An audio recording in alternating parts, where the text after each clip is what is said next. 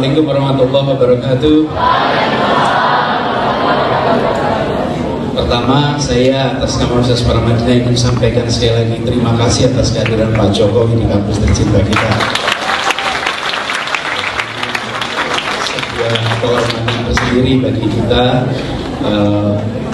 untuk diskusi sama-sama masalah yang sangat dekat di Jakarta. Saya tidak pakai proyektor, Pak Jokowi, jadi saya sambil duduk di sini ya, menyampaikan beberapa hal, mengisi barangkali bagaimana melanjutkannya. Kalau tadi sudah Pak Jokowi sampaikan tadi agak panjang komprehensif betapa terobosan itu sudah dilakukan. Reformasi ini, reformasi birokrasi yang tadi disampaikan, sering kita bicara tentang standar baru, pendekatan baru, prosedur baru, tapi ujungnya apa sih? Ujungnya adalah perilaku. Kehadiran seorang pemimpin di sebuah birokrasi membuat perilaku itu berubah. Perilakunya yang sebetulnya ingin kita ubah. Tapi mengubahnya dari mana? Dari hilir atau dari hulu? Harus mulai dari hulunya. Bila hulunya baik, seperti aliran sungai, insya Allah maka alirannya akan jernih. Tapi itu harus diiringi. Saya ingin gambarkan sedikit kira-kira apa yang terjadi ketika hulunya itu baik. Pak Jokowi waktu itu tahun berapa ya Pak Jokowi ketika wali kota Solo itu Pak? 9 tahun yang lalu ya. Berarti 2004 Pak Jokowi menjadi wali kota. Apa yang terjadi? Upacara saja beliau tidak tahu. Upacara betul-betul baru. Saya percaya betul pada visi misi, tetapi kalau yang menjadi pemimpin tidak bisa jadikan rujukan, visi misi dan daftar rencana itu hanya ada di atas kertas. Yang diperlukan justru pemimpinnya. Yang hadir di situ orang melihat pendekatannya beda, dan kemudian kita saksikan itu sukses. Jadi saya membayangkan yang dikerjakan reformasi birokrasi itu bukan sekedar agendanya, karena agenda tidak otomatis jalan sendirian, tapi agenda perlu eksekusi, dan eksekusi ini membutuhkan orang yang melakukan eksekutor.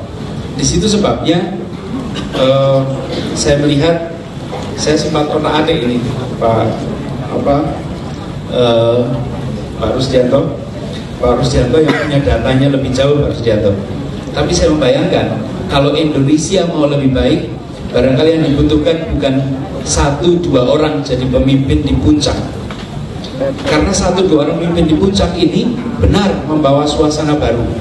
Tapi yang dibutuhkan, barangkali saya coba hitung-hitung Pak, kira-kira dibutuhkan 1.743 orang baik Pak. Ya, kenapa? Ada 546 pemerintah daerah, ada 157 kementerian atau lembaga setingkat kementerian atau lembaga pemerintah non kementerian dan lembaga-lembaga non struktural. Ini jumlahnya saya coba cek 157. Ada 140 BUMN, ada lebih dari 490 perusahaan go public, ada 120 bank umum yang sifatnya publik-publik ini yang saya daftar. Kalau di tempat-tempat yang sifatnya publik ini ada pemimpin yang baik, bisa dibayangkan efeknya untuk Indonesia seperti apa? Akan luar biasa. Itu adalah deretan orang-orang baik, deretan orang-orang tak bermasalah. Dan ini kesempatan untuk mengubah wajah Indonesia kita. Jadi bisa dibayangkan efeknya. Meskipun benar kehadiran orang yang bekerja dengan baik, serius. Ini kemarin saya sampaikan Pak Jokowi di kasus di Jakarta ini Pak. Kan macet juga kita masih alami. Banjir juga kirimannya dari Bogor, tapi bukan kota Bogornya Pak, Kabupaten Bogor. Dari Kabupaten Bogor, beda ya kabupaten sama kota gitu ya. Banjir masih jatah terus. Tapi teman-teman semua, Anda yang mengikuti di Twitter, lihat tidak orang marah-marah sama gubernurnya? Tidak. Kenapa? Coba 2 tahun yang lalu, banjir yang sama, marah-marah pada pimpinannya. Kenapa? Kita bukan masalah sudah jadinya, karena orang tahu tidak mungkin bisa selesai dalam waktu 1 tahun. Tetapi bahwa ini dikerjakan serius, itu membuat orang bisa sabar, menghargai, mengapresiasi. Bayangkan teman-teman, itu terjadi, saudara sekalian bisa lihat kereta api. Kalau Anda lihat kereta api antar kota sekarang, dipasang siapa? 1 orang, Ignatius Jonan. Beliau melakukan perubahan, eksekutornya. Lihat Garuda Indonesia hari ini, Pak Emir Satar masuk di situ. Apa yang terjadi? Berubah.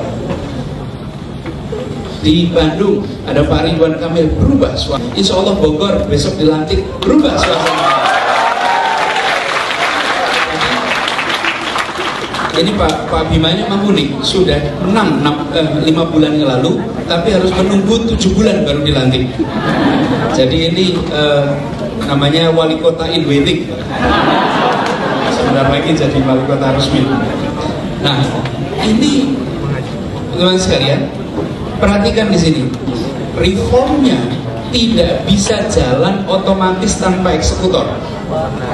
Karena itu saya kalau boleh menghimbau, tolong orang-orang yang merasa tidak bermasalah, orang-orang yang bisa mendorong perubahan, jangan hanya menjadi pembayar pajak yang baik. Tolong pada bersedia untuk menjadi pengelola uang pajak yang baik. Karena tanpa pengelola uang pajak yang baik, ini semua tidak akan bisa menjadi kenyataan. Jadi saya malah merasa yang sudah dikerjakan sekarang adalah menyusun agendanya. Saya rasa Menpan ini lengkap nih agendanya, tapi tidak akan bisa jalan jika tidak muncul orang-orang yang mau turun tangan langsung terlibat. Ya, dan turun tangan ini benar-benar artinya sebenarnya, karena kita sering menyebut mengasumsikan turun tangan 1 orang, bukan. Turun tangan ini kita pilih untuk tidak hanya urut angan. Di kampus ini kan kita urut angan terus, harusnya begini, harus begitu, diskusi di mana-mana harus begitu. Terus siapa yang mengerjakan? Siapa yang akan melakukan? Karena itu saya malah merasa ini kesempatan, jangan diam, tapi pilih untuk mendorong terlibat. Jadi kuncinya saya rasa pada orang. Jadi pekerjaan yang dikerjakan oleh Pemda, oleh kementerian, oleh lembaga-lembaga tinggi itu bisa disubkonkan, ya. Disubkontrakan bisa, membangun bisa, disubkontrakan bisa, bahkan masalah manajemen administrasi keuangan pun bisa disubkontrakan. Kalau mau semuanya bisa disubkontrakan, tapi ada satu hal yang tidak pernah bisa disubkontrakan. Apa itu? Kepemimpinan. Kepemimpinan itu tidak bisa disubkontrakan. Karena itu saya merasa mendorong perubahan reformasi birokrasi adalah dengan mendorong orang-orang baik, kompeten, jujur, berintegritas, rame-rame masuk di wilayah publik dan memperbaiki aktivitas publik kita.